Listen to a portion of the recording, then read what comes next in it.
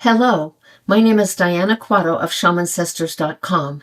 My mission is to bring the ancestral and cosmic wisdom of the Americas into everyday modern life to help you reclaim your soul purpose and remember who you are, why you're here, and where you're going as you face life's challenges. Last time I began a new series on oracle cards and how to use them. We learned about what oracle cards are. I introduced you to my brand new oracle deck, the Sacred Circle Spirit Animal Oracle, which is based on the Sacred Circle of North America, or the Medicine Wheel. I introduced you to the structure of the inner circle of the medicine wheel and its accompanying 17 cards. The cards represents the 8 stone portals of the inner circle and their spirit animal guides. These stone portals are only 8 of the 12 building blocks of all creation. So today, I'm going to introduce you to the remaining 4 building blocks, the 4 cardinal directions of the outer circle. The stones of the 4 cardinal directions are the anchors for all the stone portals of the outer circle.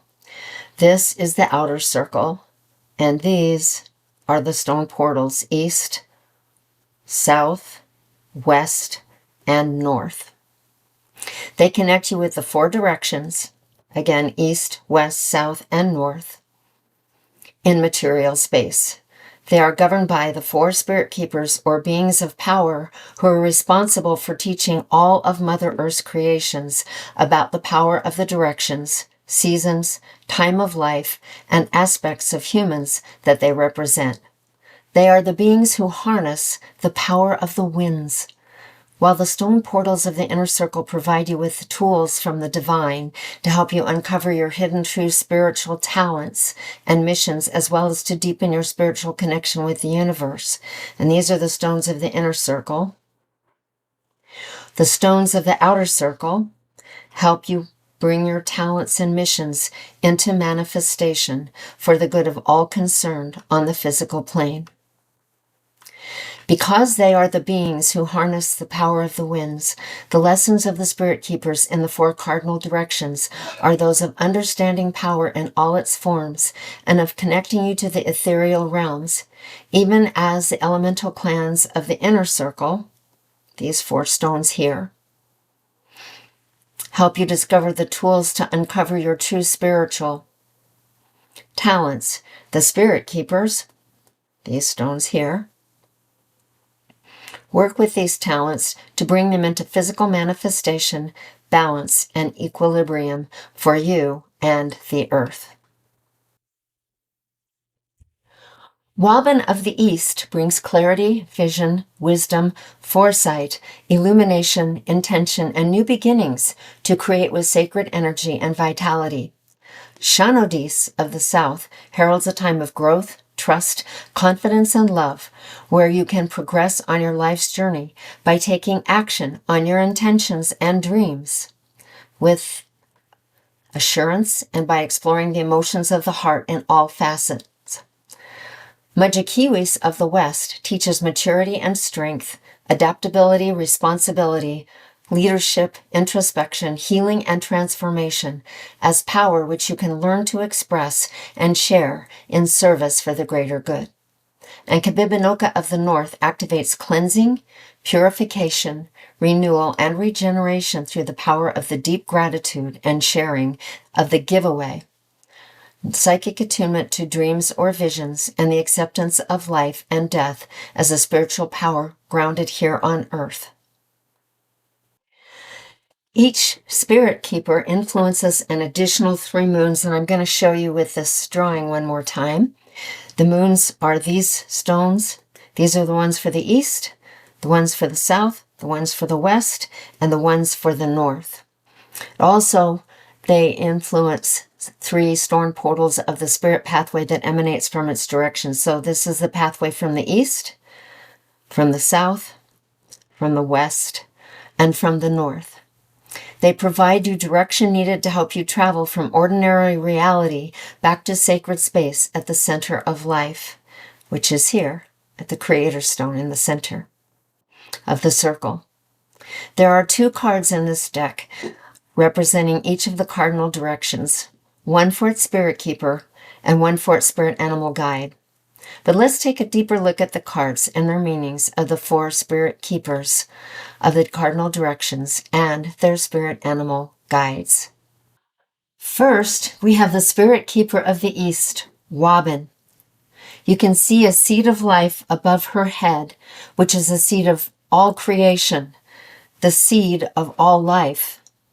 On this card, we have a shaman who is offering a ceremony, creating a circle and spiral of light around Robin. The shaman is teaching these young children, because the East is the time of the child with their curiosity, foresight, and clarity of joy and illumination. You can also see children playing in the distance, communing with the natural world, a place of spiritual connection. Her haiku says, "The soul of the seer burns deeply in the sun-born offspring of the East." Robin's spirit animal guide is the eagle.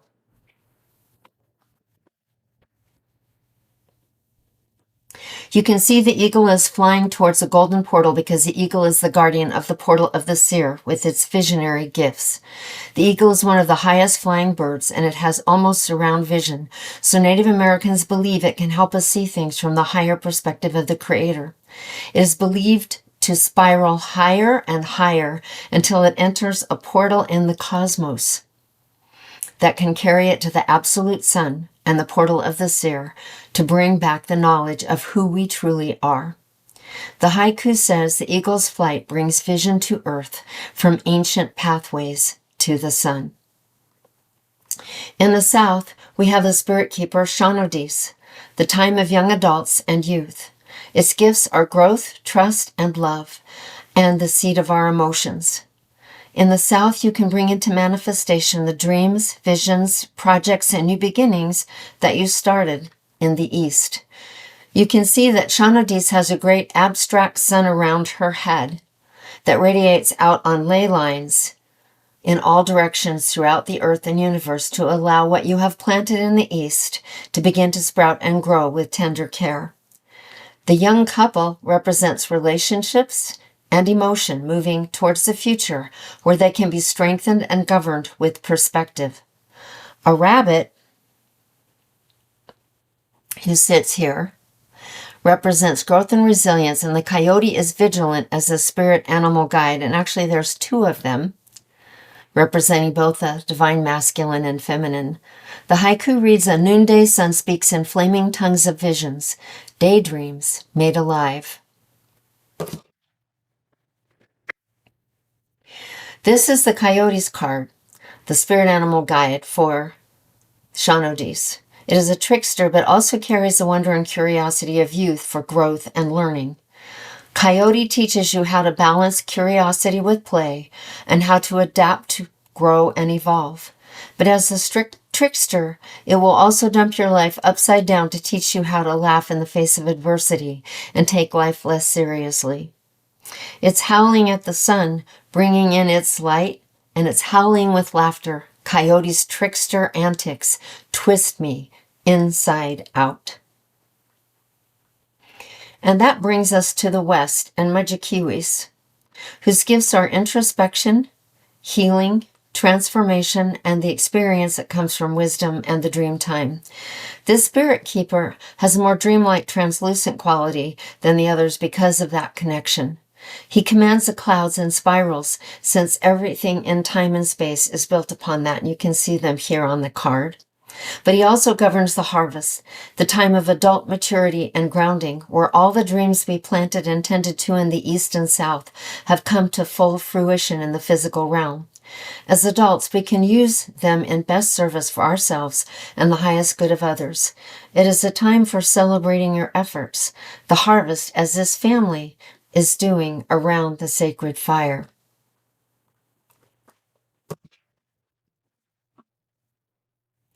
The grizzly bear is a spirit animal guide in the West. He is a guide for the dream time who can help you walk along the path of the Milky Way, which you can kind of see here on the card, away into that realm. And the translucent grizzly is that guide, and it carries the constellation of Ursa Major right here on its body, looking to guide both bear cubs and humans as they sit around the fire. But the grizzly is also grounded on earth like the cubs and is a guide for healing with the plant people. From grizzly bear's womb, I enter the silent path, sinking the dream time.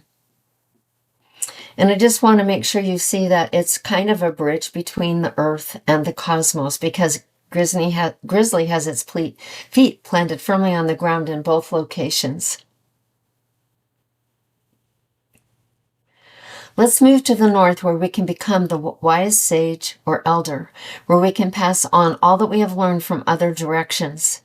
Kabibinoka is the spirit keeper of the north, with the gifts of cleansing, renewal, regeneration, rebirth, purification, and purity. Here you can see Kabibinoka sending light in rays into the cold earth so that tiny shoots of life can grow and gestate in the womb of the mother to be born in the east once again. Reminds you to go into the womb of the mother to rest in the silence, to bring about this new growth. The haiku, in the darkest night of winter, my hollow bones sing the silent songs of all creation. Kabibinoka's spirit animal guide is the buffalo. Here on the face of the moon is the great white buffalo next to the white buffalo calf woman who brought the sacred pipe of unity and the seven sacred rights that humanity needs to evolve to its fullest and highest potential in harmony and purification, giving away what no longer serves. She is casting her light upon a white buffalo calf, signaling the fulfilling of the prophecy of our times as a final transition to that potential as it begins for humanity and the planet. Buffalo's breath, prayers made visible, pregnant with giveaway dreams.